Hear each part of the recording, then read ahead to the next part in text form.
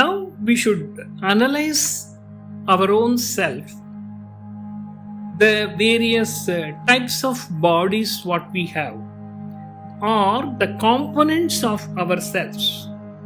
Because in yoga you are trying to unite the outer world to the inner world. So you must very clearly know what are the varieties of bodies you have. Not varieties, the components. We have, our body has got a sthula sarira, gross body which is visible. Then a sukshma sarira that is not visible, but it is in a very subtle form. Then we have karana sarira, or the causal body, which becomes the cause for the sthula and sukshma. These are the three bodies we have.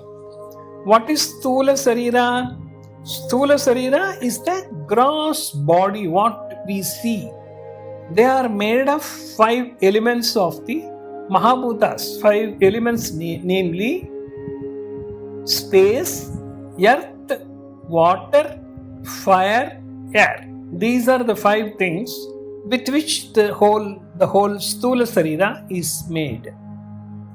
And they mainly constitute jnanendriyas and karmendriyas.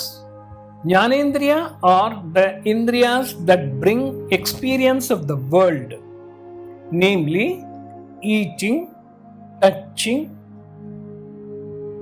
tasting, smelling, and hearing.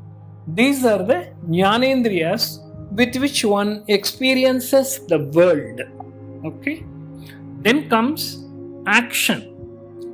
5 organs of action are speech, then movement, then reproduction, and excretion. These are the actions one performs with the mouth, hands, legs, and the genitals, and the anus. Now comes sukshma sarira. The sarira in a very subtle form. You can't see it like sthula sarira.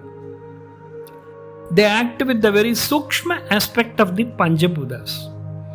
What are the components of it? Mind, buddhi, intellect, memory, ego. These are this. You can't see them, but they are acting as a sukshma sarira for the functioning of the whole human personality. Okay? Now, manas is the psychic location of one's feeling, moods, and emotion, and they constantly generate thoughts. Buddhi, it does the judgment. Chitta, the memory, it stores the impressions.